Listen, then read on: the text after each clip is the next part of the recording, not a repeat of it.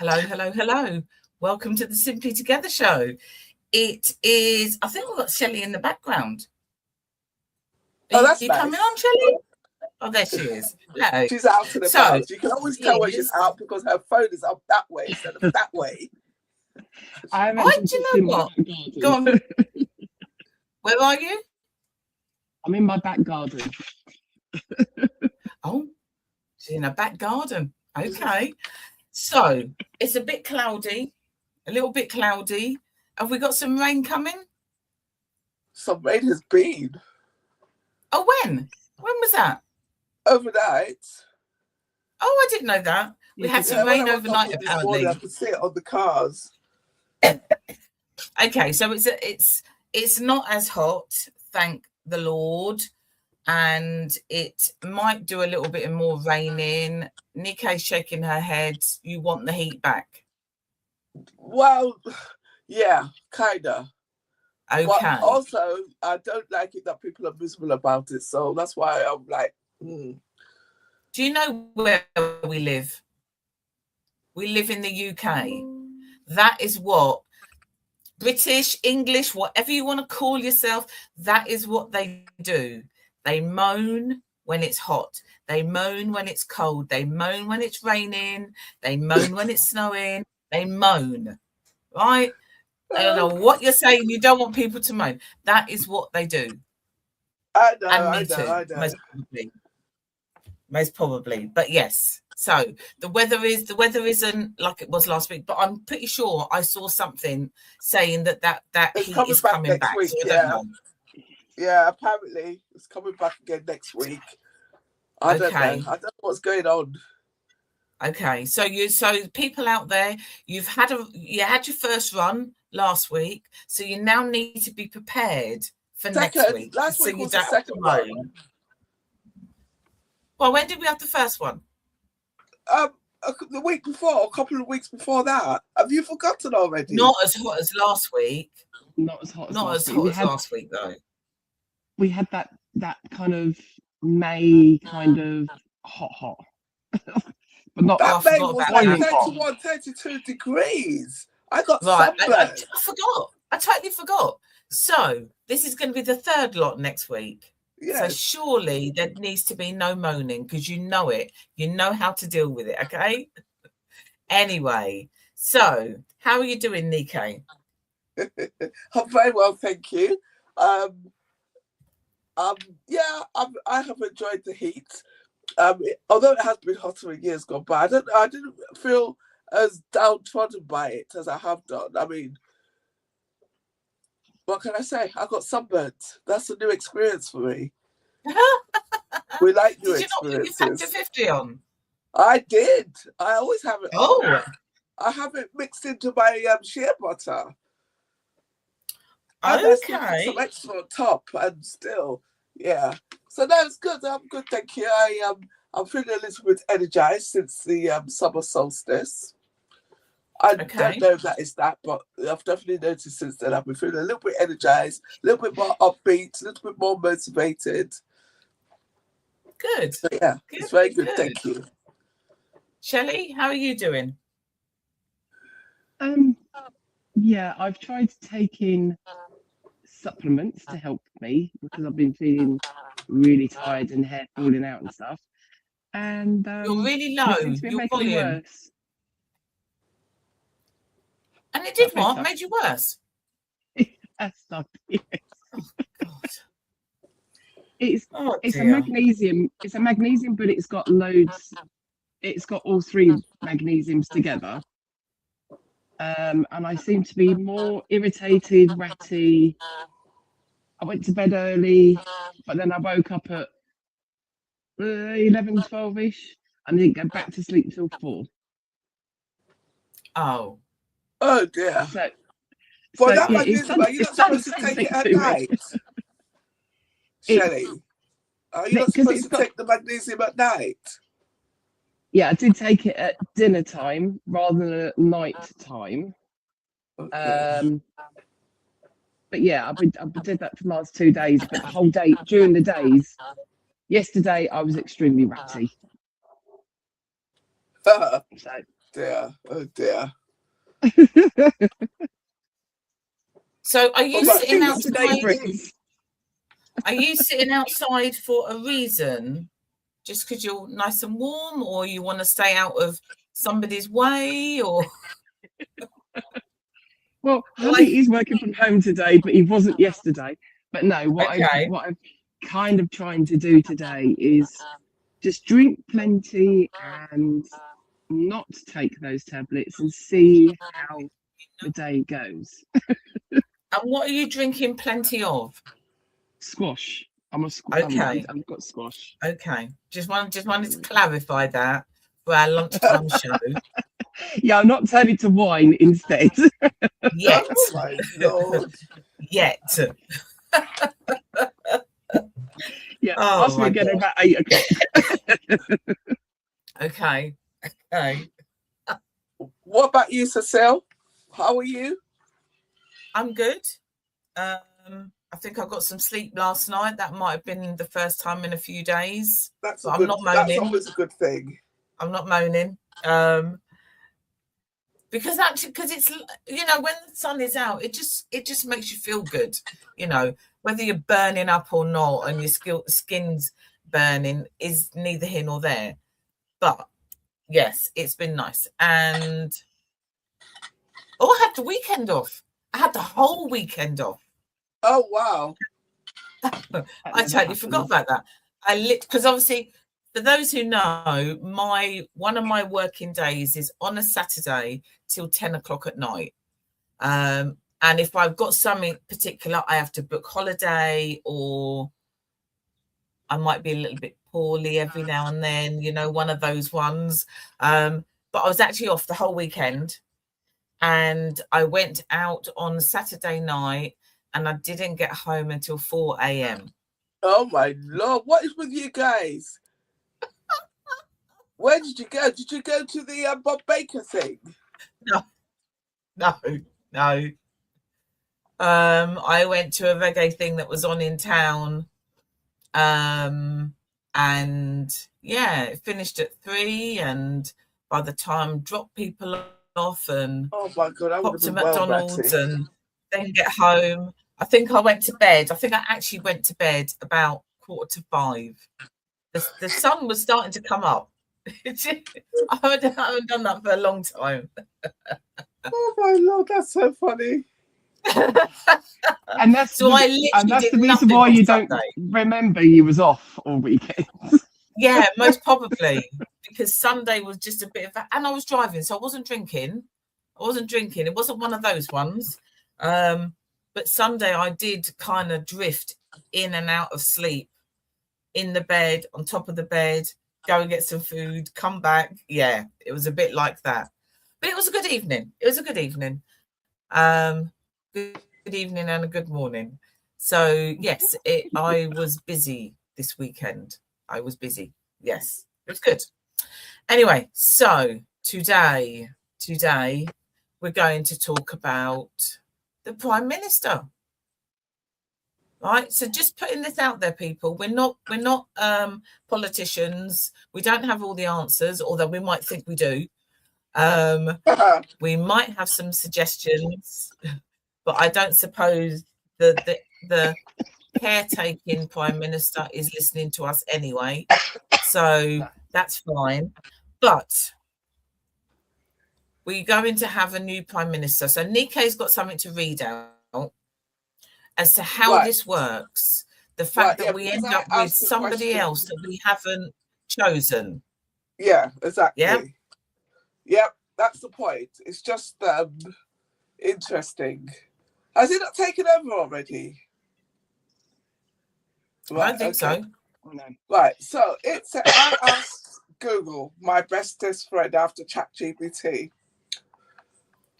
what happens when a Prime Minister resigns while in office? And it says basically what Cecile has said there. When a Prime Minister resigns while in office, they generally remain in post as a caretaker until the party internally selects a new leader. Once the successor is chosen, the outgoing Prime Minister travels to the monarch to formally to formally tender their resignation, and the new leader is invited to form a government. Right? It says the process is supported by constitutional conventions and legal frameworks rather than a single law. And those constitutional conventions are governed by the cabinet manual.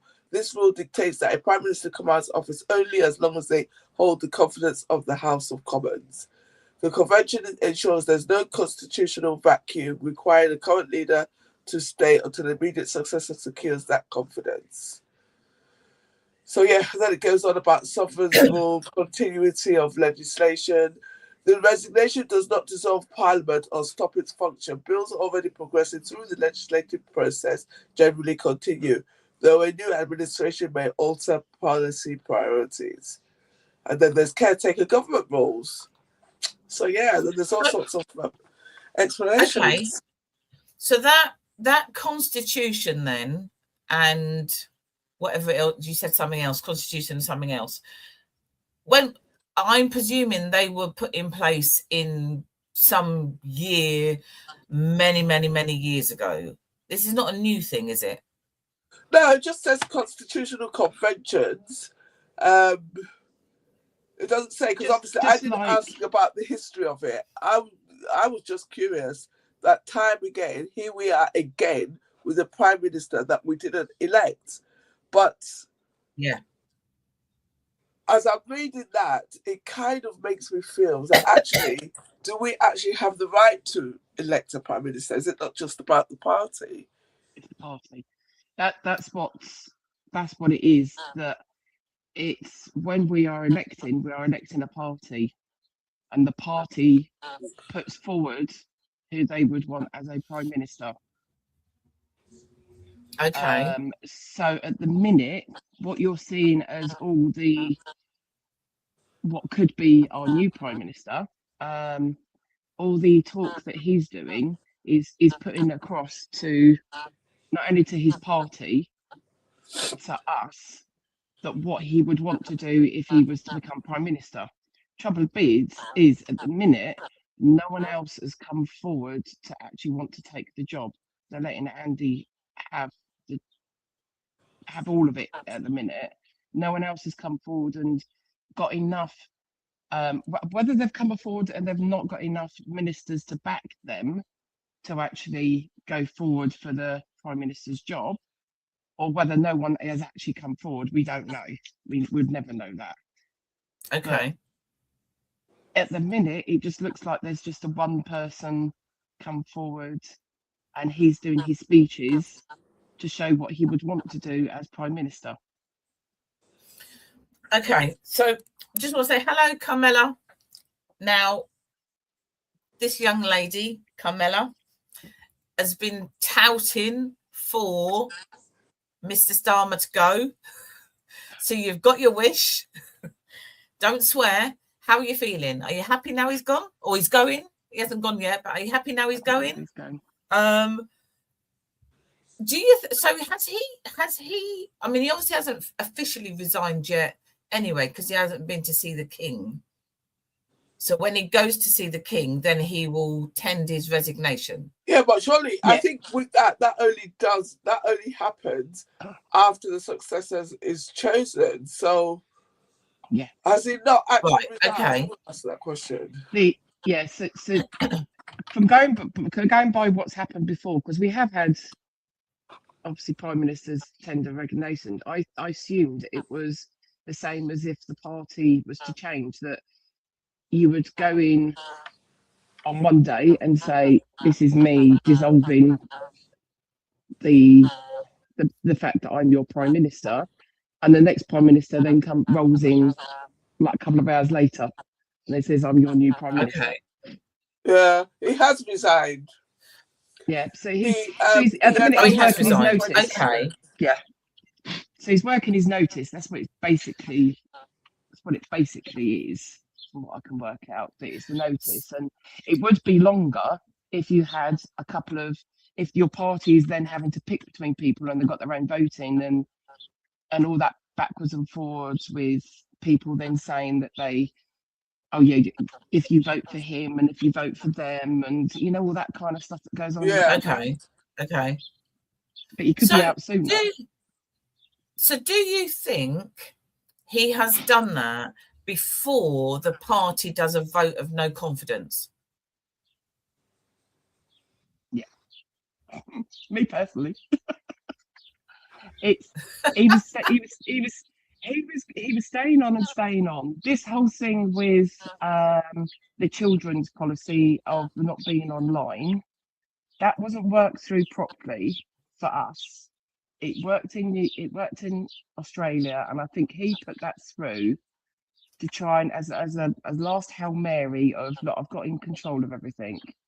Because he didn't want to say, let's just get through the summer, I will look at my resignation after summer. He didn't want to do that. So now he put himself into this position of, okay, you're not happy with me because I've not talked about it. I need to go now.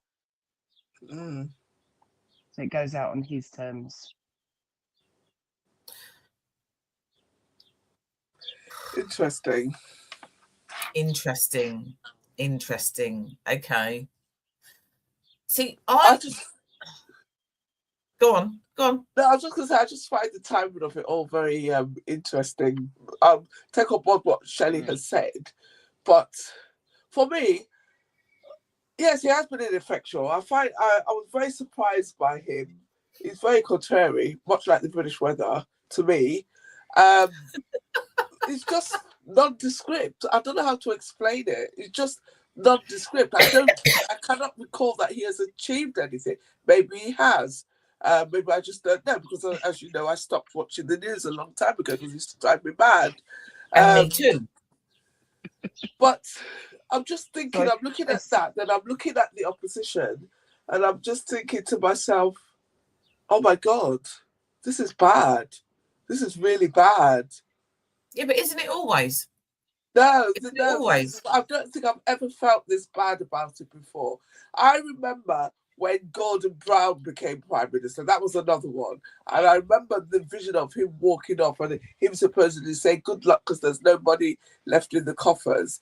Right? I remember thinking, oh my God, that's not a very nice thing to do, Mr. Brown. And then we ended up with, what was it, David Cameron? Oh, but I was still optimistic then. Okay. But you're not optimistic now. No, I just feel, in terms of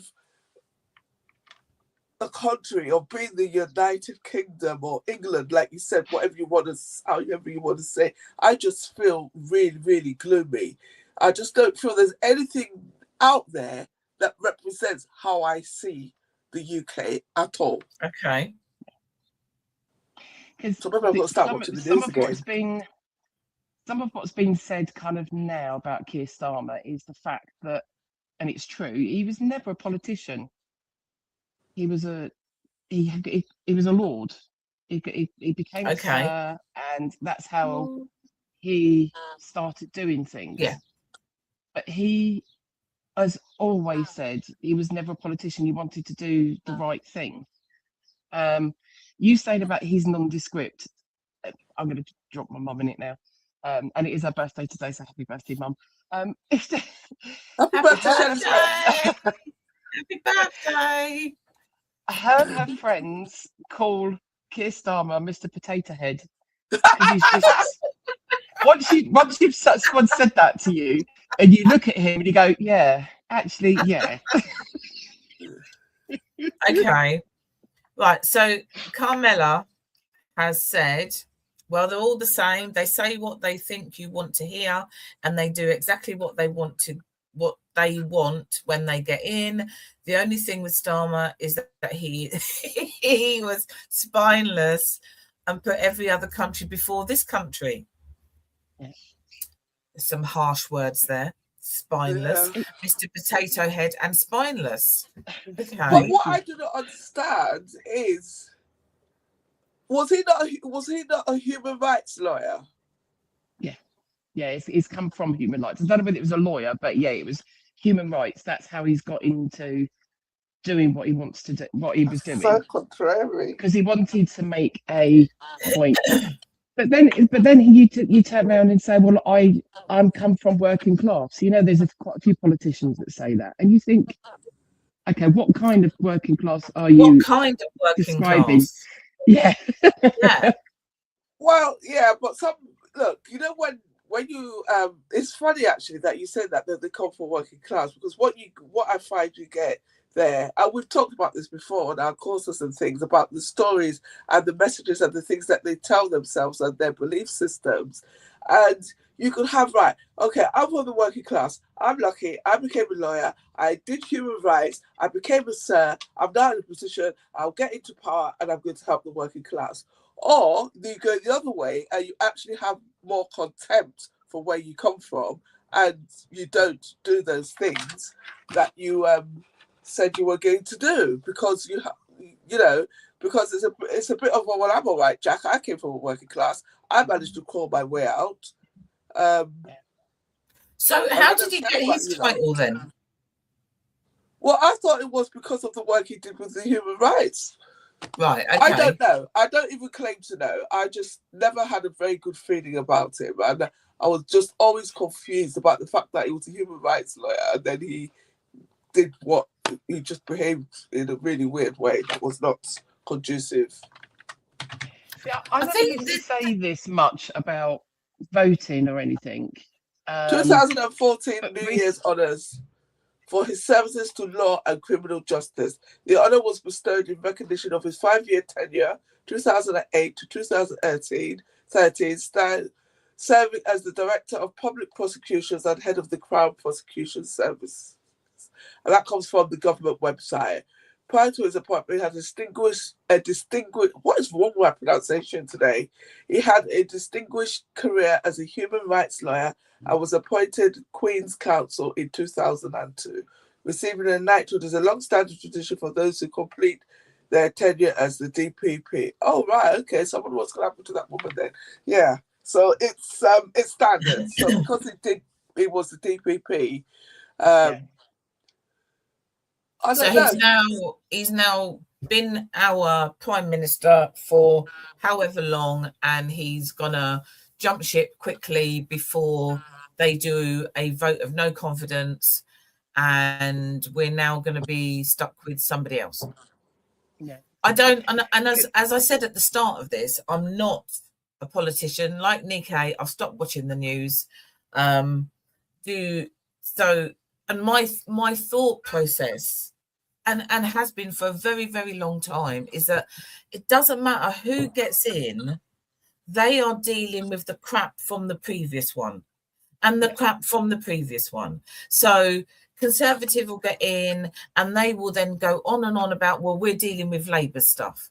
Labour gets in, they're dealing with Conservatives, and it just goes on and on and on. So they're always coming in on the back of somebody else, which is how it goes, I know, but they're always trying to correct somebody else's crap.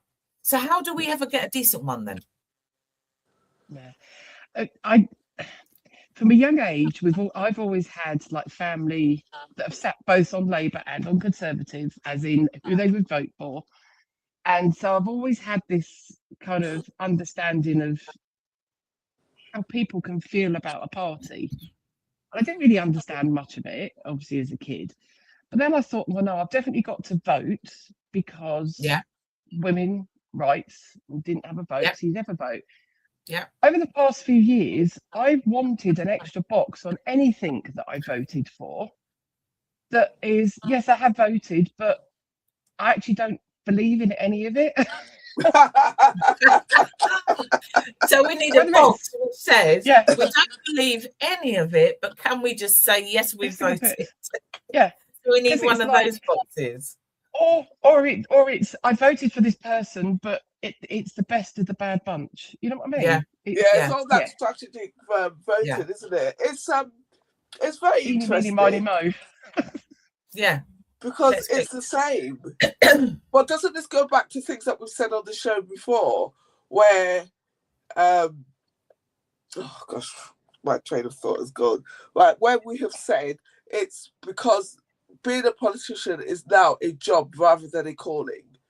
So it's not so much that they're actually going in because they want to do better things for the country, which I mean, I could be wrong, but that's how I believe this thing where it evolved from, where you have to look at making things better for the country, making things a little bit more equal.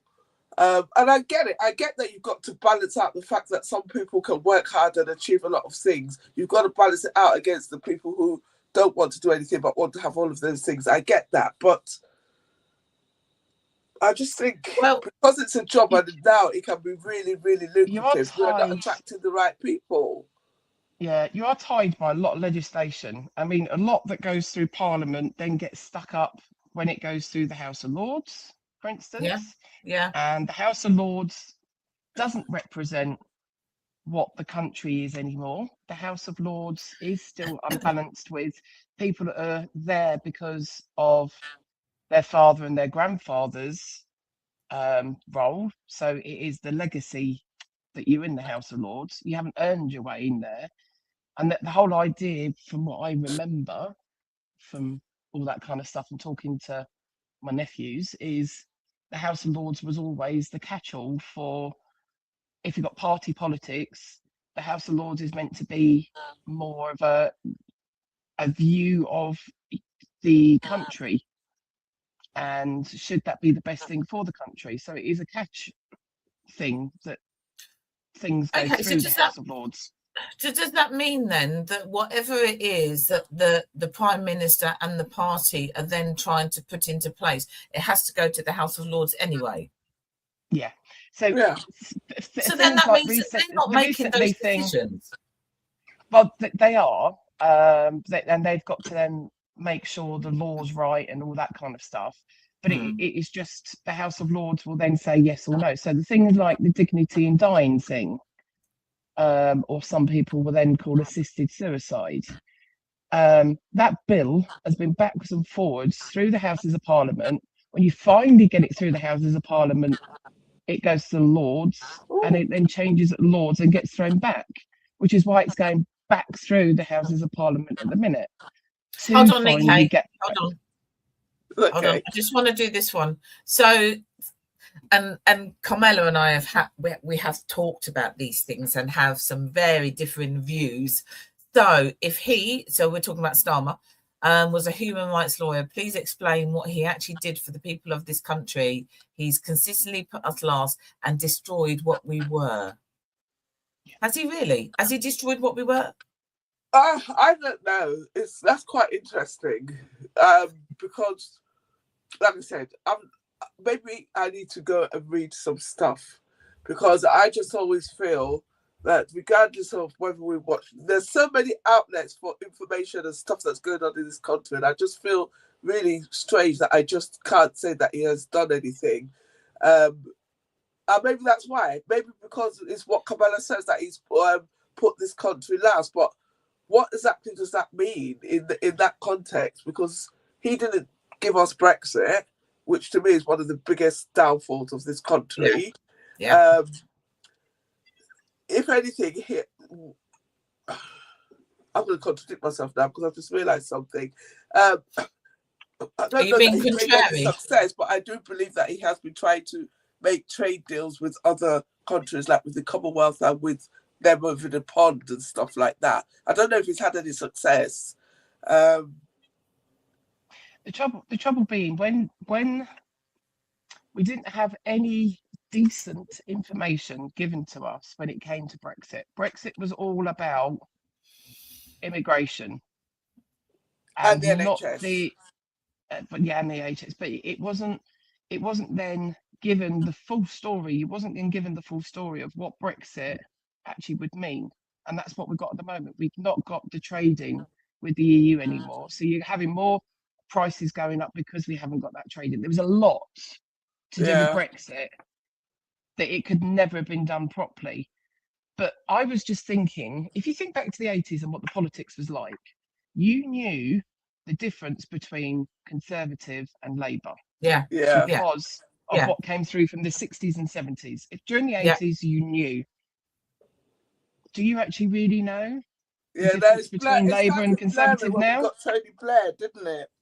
Yeah. it's exactly the same way of doing things. It's just different faces, a different party. It's not what Labour was, because it was a huge change in what was going on throughout the country when you had a Labour government or when you had a Conservative government. Yeah. Nowadays you don't, because and is that because there's so many things tied up with it that you're tied down to, oh no, it has to be this and it has to be that and it has to be the other. I We've think now it's just got the desire to get in at all costs. That's how I look at it. I didn't really think of it at the time when it was Tony Blair, because I don't think I was very, I don't know. I can't say that I'm particularly into politics now, but I want to know. Whereas there, it was just like you were saying, oh, you had Labour, you had Conservatives, or you had them Lib Dem people. Yeah. And well, but if you then start talking about local politics, for Luton, Lib Dems were always the best people to have in local politics because they were brilliant at local politics. They weren't brilliant at national politics. Yeah. So when people say now, oh, that shows you what the country is like, that we're all going to be a conservative country come the next election because everyone jumped ship from Labour in their local policies, and it's like, well, no, I picked an actual person that's doing stuff in my community. I didn't necessarily see that as a party thing. That is who's actually on the doorsteps in my area and actually helping my area. That's got nothing to do with what's going on nationally. Yeah. I would presume some people will, when it's the local ones, will vote because of a party as opposed to what their local MP is doing for them. Yeah, I suppose you'll get some of everything, won't you? Yeah, yeah. Very so how long has Andy Burnham got then until we would normally have a general election? Wasn't it something? He's got a couple of years. He'll go up until the next general election, which is, if they call it, normally, because this is not like America. America actually has a fixed term. Yeah. And we perhaps don't get a fixed term. We are right, supposed okay. to. I thought we did have. But no, I don't think we have a fixed term, but I think we have a maximum period. I think it's a maximum of 5 years. But obviously, if everything is all hunky-dory and everybody's happy and stuff like that, and everybody's loving on you, then you might do well to call another general election, because then you can extend your time in power. Yeah. Great. But the reason why I was laughing just then, there when you said, "Hold on, Nikki," I've got to tell you this. It's cracking me up. So Keir Starmer went to the same university as me, University of Leeds. Oh. Okay. And we were there at the same time. No way. Yep, he qualified in 1987. He was 80 years old. He got a place to study law. He got his qualifications as a lawyer in 1987. So that presumes he joined in 1984, which will be the same year as me, because I left in 1988 because I did an extra year. Oh, okay. I didn't know him. You didn't go and hunt him down. And I don't want him as my claim to fame either, but I was just laughing. I just thought, oh, we went to University of Leeds. How did we produce such a horrible person? Oh my God. So if you'd been on a different course, Nico, you could have been Mrs. I reject that. I could never that would actually happen at all. It's so funny that you say that. When you consider, like I always say, most of my family, a lot of my family are lawyers, right? My dad was a lawyer, he was a QC. My stepdad, my brothers, my brother's wife is a lawyer, my sisters. I've got loads of lawyers in the family. So it's not beyond the realms of possibility that I could, but would I have gone to Leeds to do law? I don't know. But so what did you do? Chemistry. Oh, chemistry. Yeah. Okay. I ended up with chemistry. I went in for something else and I didn't like it. I found it quite difficult, and then I moved to chemistry. Of course, hindsight is the mother of all invention. I now know I should have stayed on what I went in for, but never mind. Never mind. Okay. You know how we say about alignments and things. So, but yeah. As a chemist, as doing chemistry, you were not going to bump into him at all, because he would have been in a whole different building, because they've got a number of buildings, haven't they? Yes, indeed. Yeah, so they've got a number of different buildings, so you most probably wouldn't even have. I'd love to know what halls of residence he stayed in. The same one as you. He was down the corridor. Oh the God! You that just, was the you just didn't even bother looking at him. You just took one look and thought, nah. This is cracking me up. Nah. Oh my God. I'm not talking to him. I don't like the looks of him.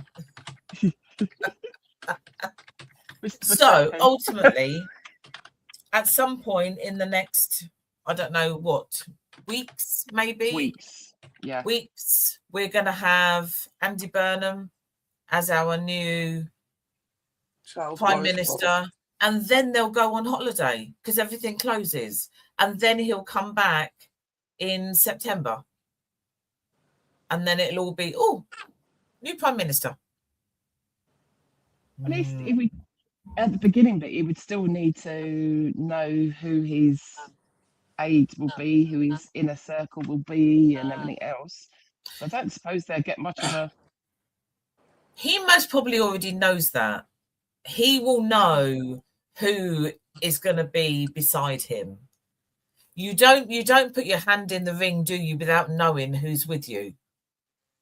Well, because that would be silly. Yeah, because when we said about timing earlier, I've just now suddenly remembered what I was going to say. The timing, even more so, the fact that Andy was on a train when it all happened.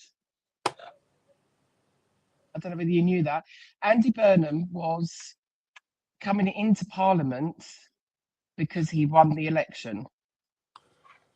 The whole press conference was organised very quickly that morning.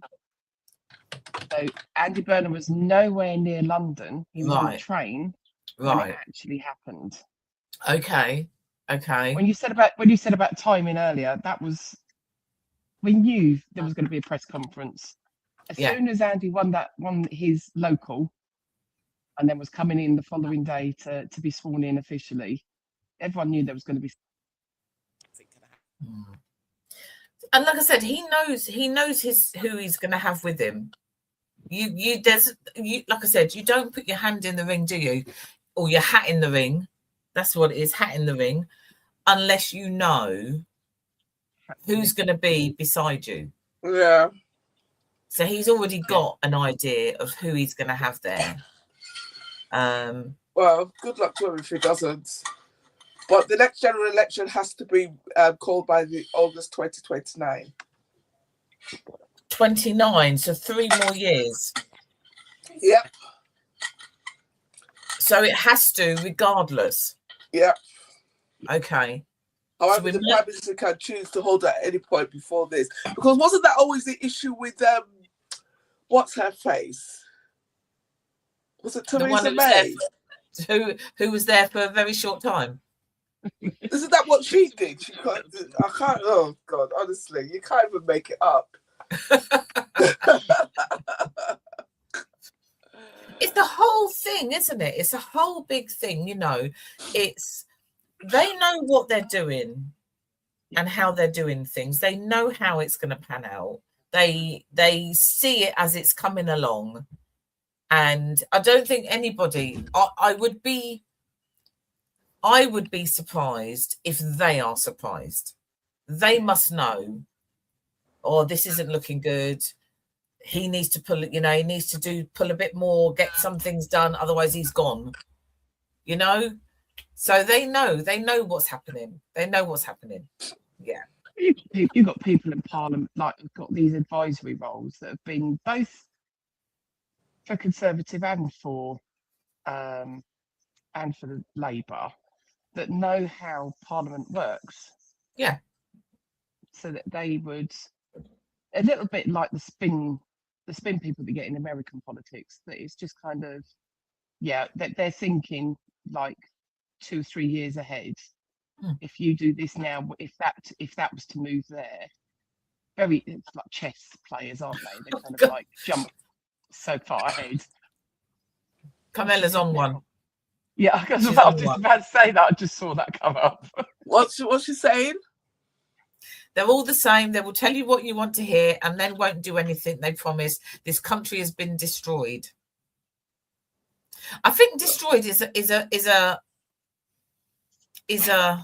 big word. Has it been destroyed? Did we not say that before? I think I can understand where she's coming from, because I think what has happened, you know me, I'm a great believer. I believe this country, I agree with what Camilla's saying, to be honest. And I believe that they come there and they divide and conquer, but they don't divide and conquer the issues. They're dividing and conquering the people. So the things that, you know, regardless of all the other things that we've talked about on the show, like racism, institutionalized, this and that, blah, blah, the one thing I've always thought about British people is that they're very caring and loving and community-based, and they want to help, etc. But I think the way things have gone now, because the distractions are massive, people are distressed, and everybody's living in survival and fight or flight mode. So everything's getting broken, because it's, you know, they're basically trying to make it every man for themselves, basically. So nothing is cohesive and nothing gets done, and so the country sort of becomes broken in that sense. It feels very tick boxy. It feels very tick boxy, in as much as they know they need to fix something, so we'll try this, tick that box, that's fine. But they don't actually ask the people involved. So if it came up as a racial issue, if it came up as a disability issue, if it came up as like a gender equality issue, that they will do something, but it won't necessarily involve the people that it's involving. Yeah. So, and the thing is, it has been proven. Oh God, I have to. I'm sure I should. Maybe I think I shared it with Taylor. Actually, I might not have shared it with you. But there are a couple of towns in this country where the people have taken the realms, literally, and how they did this particular one that I read. I can't remember the name of it. It's one of those ones where it was derelict. It was so bad that all they had was like Tesco Express and that type of thing there. There was no proper shopping there. They had like pieces of derelict land, a bit like where we've got our Lidl on Marsh Road here. They have places like that, and they will say, oh no, people will not come here because it's this, it's that, it's not going to be profitable for them. And these people, they literally, when I say they took the realms, it's almost like they were lobbyists, and they all got together. But what they did is they literally went to every single door and asked them these questions. What do you think is the problem in this food? How would you? And there were not many questions. I think there were about 4 questions. And as a result, they got a little there, because the money, I think it actually started as, you know how like you raise money to do something in the community that the council is not doing, and but then they realised the problem was actually bigger than that. But the end result, so far as when I looked last time, was they got a little, they got improved bus services, they sit on the boards of all the new homes that are now being built, where they've got to be I'm sure Shelley knows about this type of homes, because, you know, Shelley knows a lot of stuff. But, you know, these type of homes where they're built with the climate in mind. So it's... they're easier to heat, they're easier to cool down and stuff like that. And the schools, there was something that they did with the schools. And basically, there was nothing that could get past this thing. And everything was done, you know, with the aim of improving the town, but it was done by the townspeople for the townspeople. Okay, so it gives you the love of the area, doesn't it? Yeah. I can't remember the exact detail, but I remember it. I bring it up because it proves that things can be done. Where there's where there's a will, there's a way. But you've got to be in it for the long haul. It's not, you know, they didn't just wake up one day and say, "Oh right, we're going to fight with the council and we're going to get A, B, and C." You know, it was a lot of work, and you've got to be dedicated to it. And I think It's that dedication, it's that willing to stand up, that social justice thing that I believe is absolutely being broken bit by bit, chunk by chunk, which is what's making people say that they've broken this country. But I don't think it's lost. It's not lost, it's there. But one of the things that kind of gets to me is, and I said it already, about the fact that whoever comes in is then cleaning up the mess from the other one and cleaning up the mess from the other, etc., etc. Right. So Keir Starmer did not do all of those things that are there in play. He didn't do Brexit. He didn't do a lot of the stuff that's there. So Kamala's done another message. We're literally scared for our children, our grandchildren. When did it become normal for pensioners to have to choose heat or eat? Everything has been cut to the bone. She sees TAs who work in schools begging on Facebook for resources for children. He didn't do that. He didn't do that. He did not come in and do that. Those things have been coming along as time has gone on. The heat or eat, that has not been in the last 3 years. I don't even know how long he's been there. 2 years? Has he been there 2 years? Anyway, that's been going on now for quite a few years. So he didn't actually do that. And I think what annoys me is the fact that one person then gets blamed for it, and then he's then gone. Then the next one comes in, and then they're going to get blamed for it, and it just goes on and on. But him personally, and I don't give a monkeys about him. Honestly, I don't care who it is, but he didn't do all of that. That has been happening over the years. You've answered your own question, Cecile. Slightly, no. In the sense that did I really? He didn't do those things, but what did he do to improve the impact of those things? Because we all know where we got Brexit from, right? Yeah. You know, we all know how it came about. We all know that they lied about the money that they said we would get back from not having to pay into those coffers. And even if we did get any of that money back, did it go into where they promised it would go into? No, it didn't. No. Those are the things. Because look, if I were to, if I don't know how to explain it, but in my head, say for example, you inherited a house. No, he didn't. But also, he promised to help stop it, and he didn't. Yeah, that's it. That's the thing. That is it. Because that's how they get in. Because they get in by saying, "I'm going to do A, B, and C," and then when they get in, they do D, E, and F. You know, they don't do. They do, and they're all. Do you think they're blocked? Do you think they're blocked? So I don't know how. I know we're talking about our country, but there is this example. For example, is it the case that they get these ideas where they say, right, we are going to put this much money in, let's just say NHS, for example, we are going to do A, B, and C. But do you find then that obviously where we have said earlier, it has to go through the Commons, then it has to go through the laws? Is it a blockage there?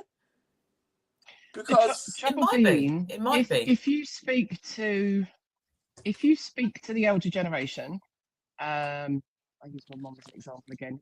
Whenever she talks about the NHS, she says it all went wrong when they took the matrons off the wards and it turned into management. When you turned it into management, it then had a pound sign above it. Once it had a pound sign above it, you lose all of what should be making the person better to how you're actually going to make the person better for the shortest amount of time, for the least amount of money. It turned it into a business, which was great for businesses. If you think back to the 80s and we had all the boom of like the yuppies and everything else, management was great then, but it wouldn't be long lasting because it was nothing to do with the human person. So when you've got these councils, and Luton being one of them, and I've always said this, that they will put on events for lots of different communities, and it becomes then singular to that community, but we're not getting together as a community. So Luton's brilliant for actually having all the different cultures that we've got. Everyone's got their own different meetings, or they've got their own places. They've got the festivals. But what it doesn't do, and it's a tick box thing, and management has said, yes, we've covered everything. What you haven't covered is the person that's living in the town, that should be celebrating every single culture around them. And if they don't know about the culture, they then kick off. And they kick off, and it then becomes a racial slur. It becomes this, it becomes that, and the other. You lose the person in running the business. And that's what's happening across everything. You could say that about politics. You could say that about local councils. You could say that about the NHS. It's losing the people that are running everything that's going on. And what then happens is people like us and people like all the other communities in the town are plugging the holes, because we then deal with the people that have got the problems, the people that are trying to live in what management has says that this should be. God, I went very deep then. And on top, and on top of that, what they then, and I'm only looking at Luton Council, what they then do is they then like to control everything. So our Luton Carnival has got smaller and smaller and smaller over the years. The times have changed, as in the timing of, it finishes at 6. We used to still be there at stupid o'clock. All of that because you used to put allocated areas in. It wasn't like that they were saying, oh yeah, because you caused problems. No, we had allocated areas that you knew you could go. You weren't taking over the whole town. Yeah, but you knew exactly. the places that you could go to carry on partying. Yeah. And they want to make sure that they have that control, and we don't. Maybe, Nico, you need to find out the info of that town. Maybe we need to take over our own town. I don't know. I'll find out, because I've thinking to myself. Find out. Oh my God. Somebody's going to say, well, if you want to do something like that, you need to go and run for the local council. No, it's not right. I don't. No, you get tied. You get tied up. I'll find, because obviously, unfortunately, this is in the browser. It will close if I try to find it while I'm differently. We need to do it differently, because otherwise we're just going to get caught up in all of it. Anyway, look, it is nearly 1 o'clock. Can I just say, it's nearly 1 o'clock, right?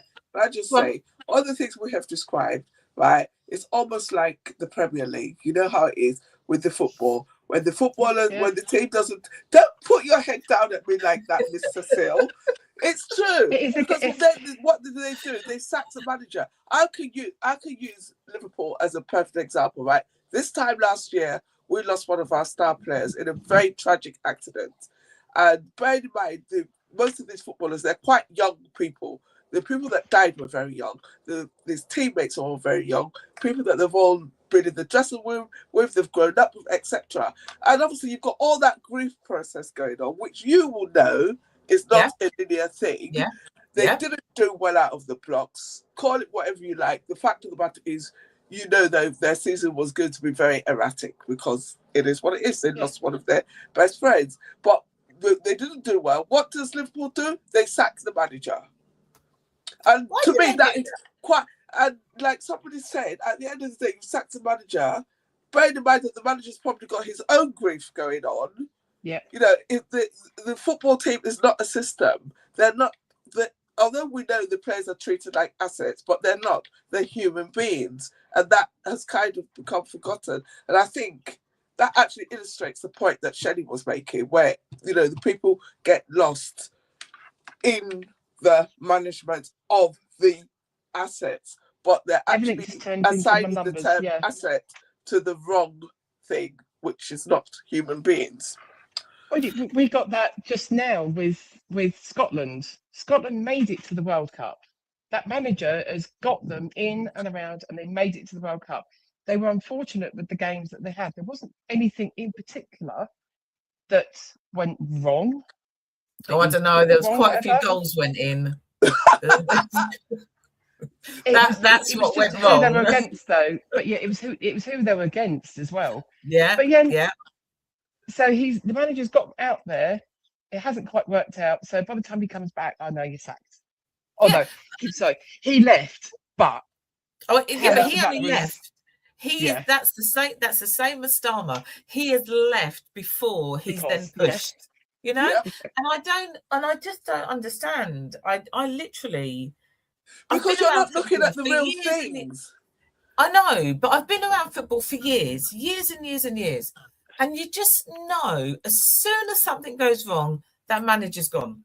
Why would you even want that job? Why would you? It's not even logical, because if you think about it, right, just quickly, right, the Premier League is one of the, if not the most strongest league in the whole world. So you have got your English players who are going to play in the England team playing in that league. You compare it to the Scottish League, which is much smaller, have the competitiveness is nowhere near there. For the fact that Scotland actually got to the World Cup based on what they've got is absolutely phenomenal. You know, phenomenal. And so for that guy to be sacked or to have fear of sacking, to me is just ridiculous.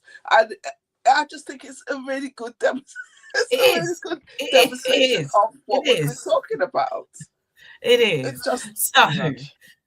Before we go, then, so we have got our. Where's it gone? How am I supposed to read it if it's gone? Hang on. What did you do, Shelley? I don't know. I thought I showed it. Is it there? You did, and then it went. So we've got our special screening of Milestone. Oh, that's the dog. Streets Paved with Gold, and it's on Sunday, the 20th of September, 3:00. Oh, I think I'm going to come to that now. I think I can commit now. Oh, are you right? Okay, and you can get your tickets via Ticket Source. I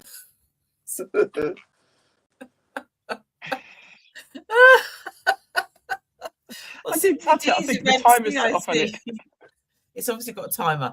It's an absolutely brilliant film. It's absolutely brilliant. So, Milestone, Streets Paved with Gold. It is on the 20th of September at 3:00. Get your tickets. We've got stuff that's going on during the. It's not just showing the film. Can I just say that we have got other stuff that's going on around that as well. It's a whole thing that goes with it. Not only that, but the actual, the actor, the writer, producer, whatever you want. He's going to be there as well. So there'll be a Q&A. So it is a fantastic film. Yeah. And there might be a bit of food involved. I don't know. Oh, is there food? I don't know. There might be. I might be asking if we can. Oh, okay. All right. Even if it's just patties, but they're not heating them up, because we did set off the. No, not in the Locust Pit. No. We don't. No. Anyway, so we'll be back next week. We've done politics. We've done football. What do you want? Oh, no, the football was really politics. Yeah, it's kind of the same thing. Yeah, it's the same thing, isn't it? Why would you want to know? What are we going to know by next week? We could. The football's progressing, so we might actually be a bit closer, and England might still be in there. Well, Germany's out. Oh, yeah, that's a shock. It's just when it comes to football and the World Cup, 1966, that's all we ever hear. 1966, Jesus Christ. Come on. We need to do a bit more now. But anyway, whatever job you have is whatever job you have. But why the hell would you want to be a football manager or a prime minister? Why? Because you're only as good as those people, because you're going to be gone. Just like that, you can be gone. Anyway, we'll be back. Yeah, one false move. It might even be a right move, but you just don't know. Yeah. We'll be back next week. We will see you then. Oh, I've got to stop it, haven't I? So bye. Bye.